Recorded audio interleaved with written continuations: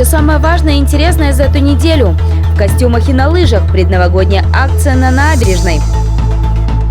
Любой вопрос для туристов в Ухте открыли консультационный центр. Наконец-то достроили. В Ухте прошло открытие кванториума.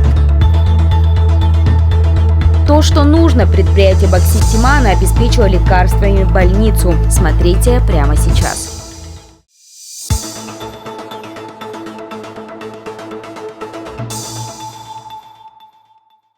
В школе номер 5 прошла презентация сразу двух проектов, посвященных дружбе народов. В Ухте бок о бок живут и работают множество национальностей. Многие из них активно занимаются общественной деятельностью. Например, национально-культурная автономия грузин Руставели. Совместно с учениками этой самой школы общественники реализовали очень интересный проект «Мир. Наше будущее». Это своеобразная ретроспектива в культуру советских времен, но в современном видении. Итог этой работы – целая галерея агитационных плакатов, которые учат добру, трудолюбию, взаимному уважению и поддержке.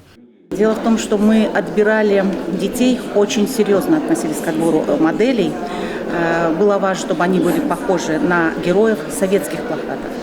Их было очень много, и сегодня счастливчики в нашем зале. Их всего лишь 25 человек.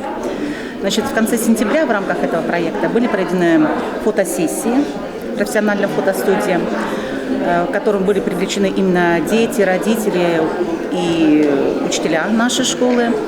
Непосредственную помощь в реализации проекта «Грузинам Ухты» оказала и общественная организация «Коми Войтер». Слоганы на плакатах на двух языках – русском и коми.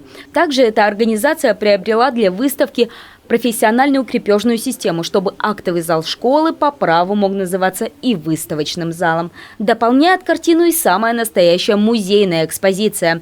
Напротив галереи фотоплакатов разместилась выставка, которую также создала национально-культурная автономия Руставели. И мы очень рады, что у нас в период пандемии нам удалось эту выставку организовать на базе школы. И мы рады, что эту выставку все-таки дети увидят.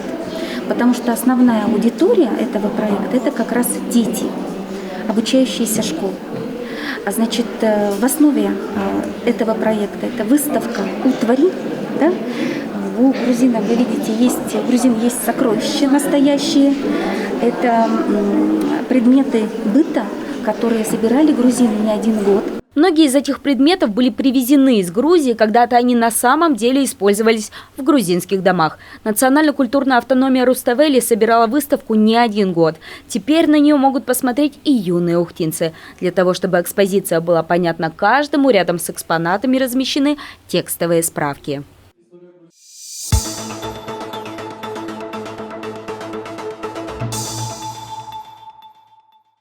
В минувшее воскресенье набережная Газовиков стала лыжной трассой для сказочных персонажей. Пушистым зайцам, Дедом Морозом и Снегурочкам не помешала ни метель, ни отсутствие профессиональной лыжни. Они решили акции «Новогодний километр», несмотря на все ограничения, быть. В Ухте она проходит уже не в первый раз. Ежегодно нарядные любители зимних видов спорта напоминают ухтинцам: новогодние праздники не время лежать на диване с оливье под старые фильмы. Это время активно веселиться на улице. Вот мы наряжены в костюмах, бежим до конца набережной, и с помощью этого мы поздравляем наш народ с наступающим Новым годом и привлекаем к лыжным гонкам. Организаторами мероприятия стал Дом молодежи, участниками учащиеся технического лицея, а также общественные организации НП «Развитие», «Много деток», «Юнармия» и многие другие. Эта акция, к слову, осталась среди немногочисленных новогодних мероприятий. Многие было решено отменить из-за коронавируса. Также после новогоднего километра в ближайшие выходные будет организован и десант Дедов Морозов и Снегурочек. Они будут поздравлять прохожих с праздником, угощать детей сладостями и дарить медицинские маски, как напоминание, что главный подарок к Новому году – все же здоровье.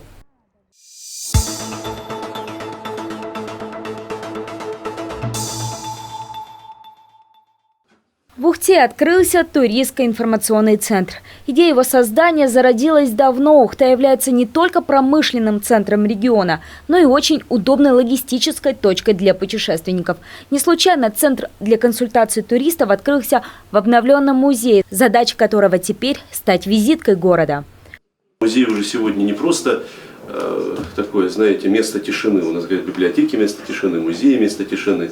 Сегодня ни одно, ни другое, ни третье уже не места тишины. Сегодня музей – это место первого знакомства потенциального туриста с нашим городом.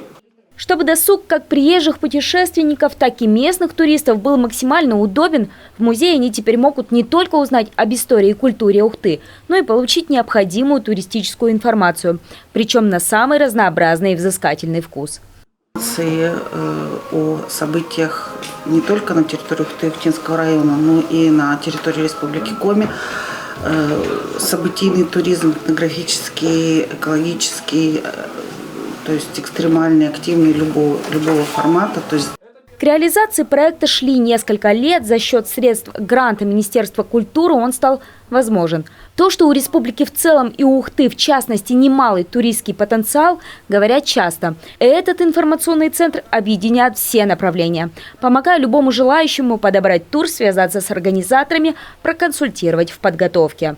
Предлагаем все возможные варианты, основываясь на том, когда есть время, да, какой промежуток человек может уделить той или иной экскурсии. Здесь же у нас будет полиграфическая продукция, уже где можно будет наглядно посмотреть, да, что предлагается, в каком районе, в какое время года. По факту, если вы в июне придете сюда и попросите рассказать, какое мероприятие в республике вам лучше посетить летом, вам не только поведают о горке в Устцильме или Луде в Вижме, но и свяжут с организаторами, помогут забронировать место в гостинице или узнают, принимают ли в гости местные жители постояльцев.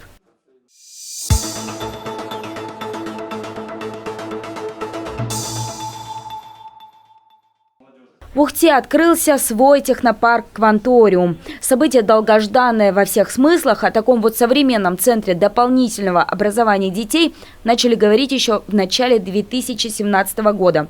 В Ухте даже был свой проект, но первый «Кванториум» на территории Коми открыли все же в Сыктывкаре. В 2020-м в бывшем корпусе ЕУГТУ началась стройка. Тогда стало известно, где в Ухте появится свой «Кванториум». Его планировали открыть еще в сентябре, но работы несколько затянулись, и вот накануне Нового года технопарк все же открыл свои двери для ребят.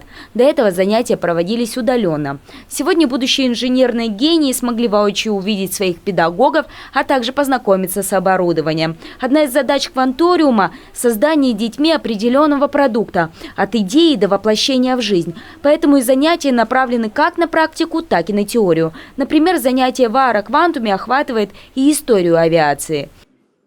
И вот проходит буквально несколько десятилетий, у нас уже грузопассажирские лайнеры, перевозящие по 300 пассажиров. У нас сверхзвуковые истребители, которые летают на высоте 12 тысяч метров, 12 километров. Там, где человек без специального оборудования не сможет дышать. Познакомиться с высокотехнологичным, а это действительно так, центром пришла целая делегация высоких гостей. И чиновники от образования, и местной администрации, глава Коми Владимир Уйба лично убедились – все готово к воспитанию инженерных талантов. А первый и третий этаж бывшего университетского корпуса просто не узнать. От прежнего интерьера остались разве что лифты. Но даже их доработали новые хозяева. Напечатали на 3D-принтере свои новые кнопки. И то ли еще будет. Мы можем реализовывать наши идеи в реальные вещи. То есть у нас есть полный перечень оборудования. И 3D-принтеры, и фрезерные, лазерные станки с чиповым управлением, лазерные маркеры, литьевые машины, покрасочные камеры, сварочный пост. То есть по факту мы можем работать с любыми материалами. Ухтинский «Кванториум» состоит из 5 основных квантумов – IT, аэро и авто, промробоквантум и промдизайн. Также есть и подквантум хай-тек – сердце технопарка. Заниматься здесь могут 800 детей от 8 до 18 лет. Помимо этого заработает и мобильный «Кванториум», который также презентовали. Он размещен в машине КАМАЗ. С помощью такой передвижной лаборатории кванторианцами смогут стать и ребята из ближайших населенных пунктов.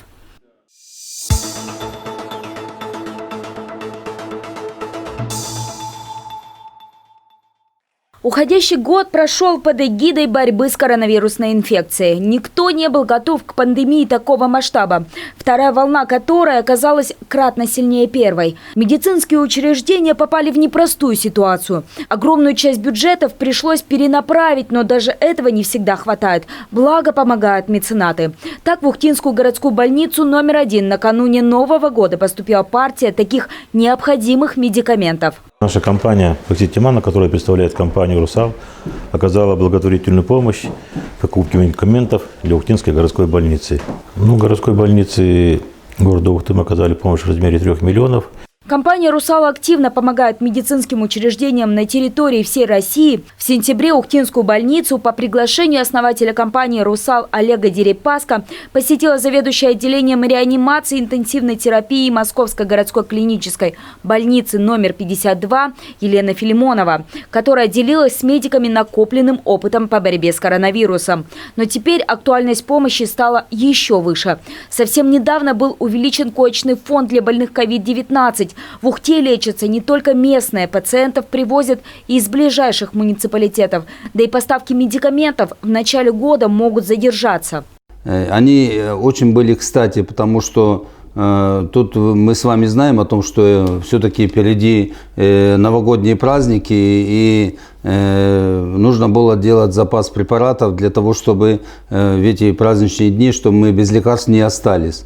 Соответственно, значит, сумма, которую Боксит Тимана нам выделила, это как раз оказались на руку.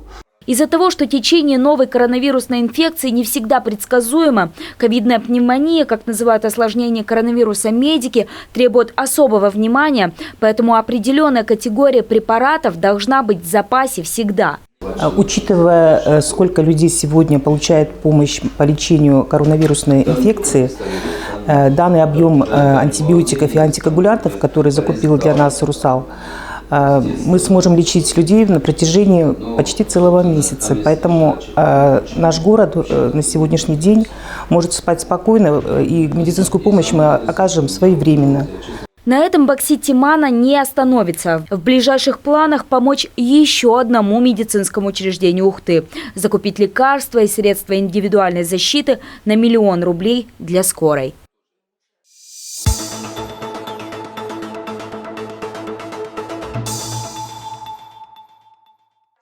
В молодежном совете Ухты стартовала работа нового депутатского созыва. В этом году в общественную организацию был включен 21 человек. Ежегодно в это время активисты объединения проводили свою акцию в детской больнице «Поздравляем малышей».